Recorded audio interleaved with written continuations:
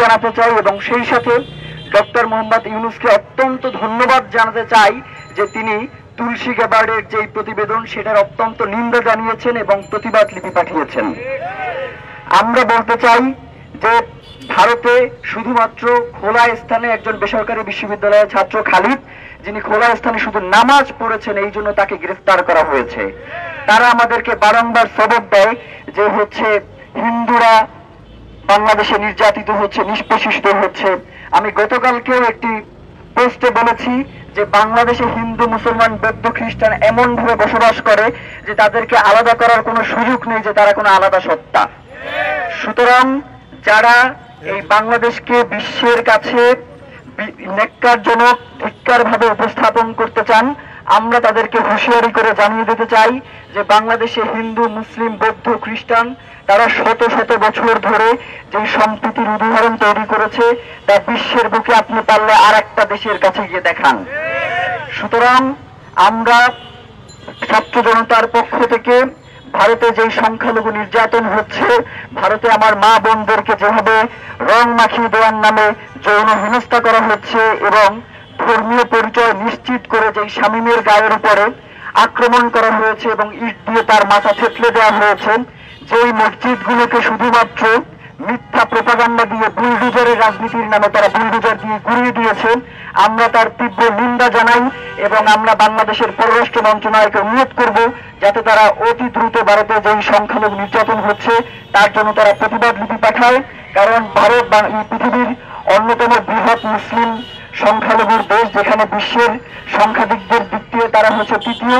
সুতরাং তারা যে নির্যাতনের শিকার হচ্ছে এটা আসলে কোনোভাবেই মেনে নেওয়া যায় না।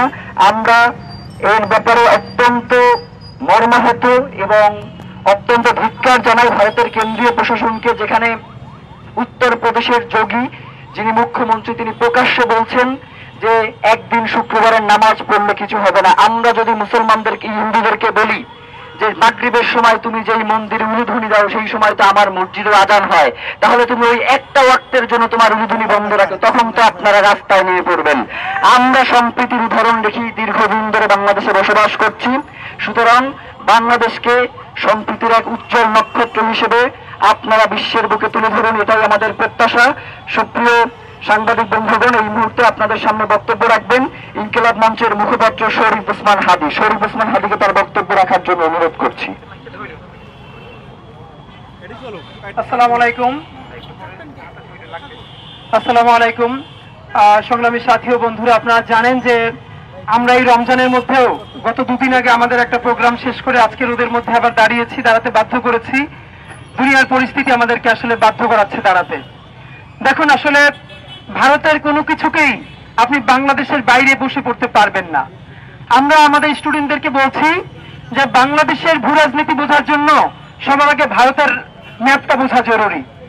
একটা কথা সবার আগে বলতে চাই, ভারত যখন মাঝে মধ্যেই বলে যে ভারতের বাংলাদেশ যদি অস্থিতিশীল হয় তার প্রভাব এসে ভারতের উপরে পড়বে বলে, ভারত প্রতিক্রিয়া না দেখিয়ে পারে না।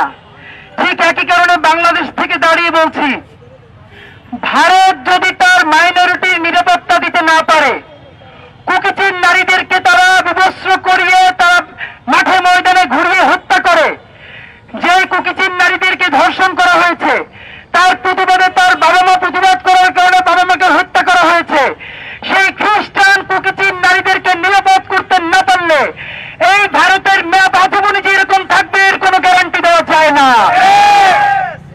ভাইরা আমার, আমাদের দলিত সম্প্রদায়ের ভাই বোনরা ভারতে যে কি জীবন যাপন করতেছে, এই দুনিয়ায় সম্ভবত এর থেকে মানবতার জীবন আর কোথাও কেউ যাপন করে না। অনেকেই মনে করে 90% মুসলমানের দেশে বাংলাদেশে দাঁড়িয়ে আমরা শুধুই ভারতের মুসলমানের অধিকার কথা বলবো, আর আমরা যদি সেইটাই বলি তাহলে আমাদেরকে ওইভাবে ফ্রেমিং করা সহজ হয়। সেই সুশীলতার দিন বাংলাদেশে আর নাই। বাংলাদেশের আপামর জনসাধারণ যারা 90% মুসলমানের বেশি, তারা আজকে এখানে দাঁড়িয়ে ভারতের আমাদের খ্রিস্টান ভাই বোনদের নিরাপত্তা কামনা করছি। আমরা ভারতের বুদ্ধ ধর্মাবলম্বী ভাই বোনদের নিরাপত্তা কামনা করছি। আমরা হরিজন দলিত সম্প্রদায়ের ভাই বোনদের নিরাপত্তা কামনা করছি। ভাইরা আমার, আপনারা দেখবেন এখন যেহেতু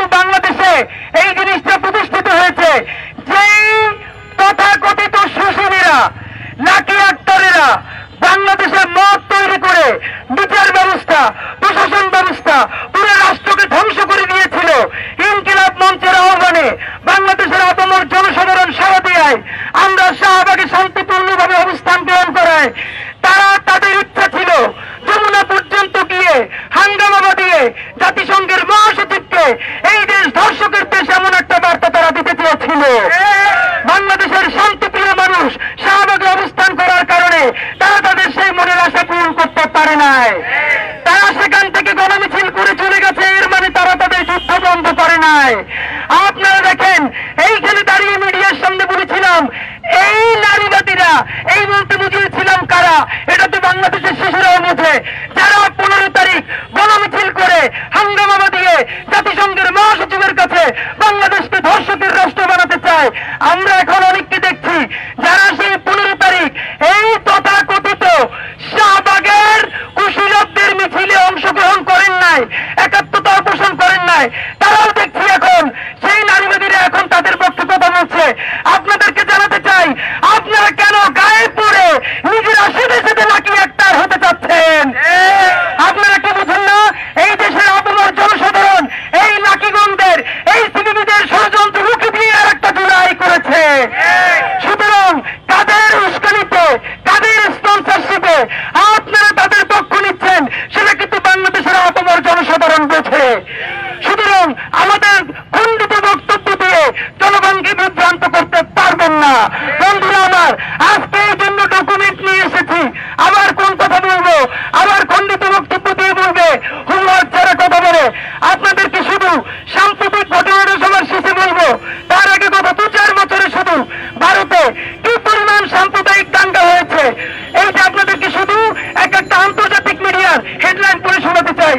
ভাইরা আমার, ভারতের হোলির রং মাখার প্রতিবাদে মুসলিম এক ব্যক্তিকে পিটিয়ে হত্যা ও লুটপাটের ঘটনা জাতীয় মিডিয়া এসেছে। বিবিসি বলেছে, আপনাদেরকে জানাতে চাই, গতকালকে বলেছে আজকে দুপুরের খবর যে ভারতের নাগপুরে কারফিউ জারি করা হয়েছে, কারণ আর সম্রাট আওরঙ্গজেবের কবর তারা উচ্ছেদ করতে চায়। আপনারা মনে রাখবেন, সেই বাবরি মসজিদ ভাঙা, সম্বলি মসজিদ ভাঙা, এই ঘটনাগুলো থেকে আওরঙ্গজেবের কবর উচ্ছেদ করা এই কোনটাই বিচ্ছিন্ন ঘটনা নয়। এই উচ্ছেদ করতে করতে তারা একদিন বাংলাদেশের সীমান্ত উচ্ছেদ করতে চায়, তারা শ্রীলঙ্কার সীমান্ত উচ্ছেদ করতে চায়, তারা নেপালের সীমান্ত উচ্ছেদ করতে চায়, তারা পাকিস্তানের সীমান্ত উচ্ছেদ করতে চায়, আশেপাশের সকল প্রতিবেশীদের সীমান্ত উচ্ছেদ করে তারা এইখানে দক্ষিণ এশিয়ায় একটা রাম রাজত্ব প্রতিষ্ঠা করতে চায়। বন্ধুরা আমার, আপনারা জানেন, দেখেন মিডিয়া কিভাবে ফ্রেমিং করে। বিবিসি বলেছে গতকালকে যে কারফিউ জারি করা হয়েছে নাগপুরে, যেখানে কি হয়েছে, এই সম্রাট আওরঙ্গজেবের কবরকে উচ্ছেদ করা নিয়ে তারা সম্রাট আওরঙ্গজেবের ছবি পুড়িয়ে দিয়েছে। তারও আগে যদি বলি, তারা 500 কোটি টাকা স্পন্সর করে সিনেমা বানিয়ে প্রোপাগান্ডা করেছে, যেইখানে সম্রাট আওরঙ্গজেবকে ইতিহাসের সব থেকে বাজে ভিলেন হিসেবে দেখানো হয়েছে। এখন তার ছবি পুরানো হয়েছে, এখন তার কবর উচ্ছেদ করার কথা বলা হয়।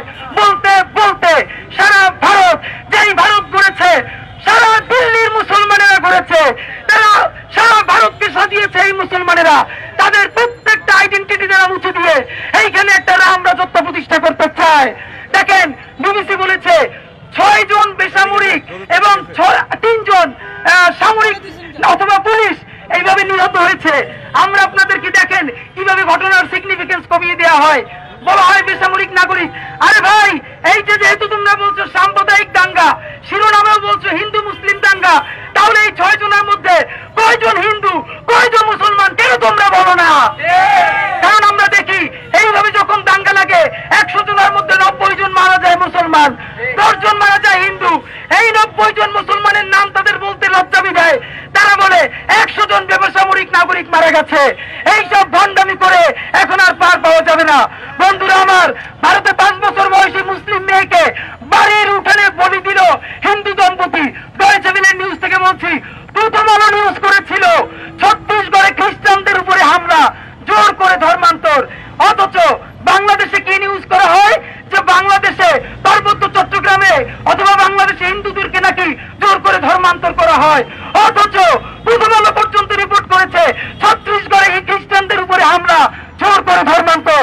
ভাইরা আমার, আপনারা জানেন, শুধু মুসলমান হওয়ার কারণে বিবিসি রিপোর্ট করেছে পানি থেকে বঞ্চিত করা হয়েছে। মণিপুরে নারীদের নগ্ন করে ঘোরানোর ভিডিও ভাইরাল করেছে এবং উত্তল হয়েছিল ভারত। সারা ভারতে তার প্রতিবাদ হয়েছে, কিন্তু তাদের সুষ্ঠু বিচার হয় নাই।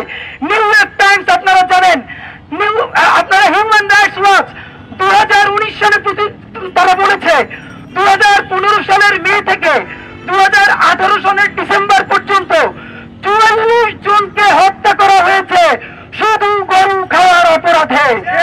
আবারও আপনাদেরকে মনে করিয়ে দেয়, 2000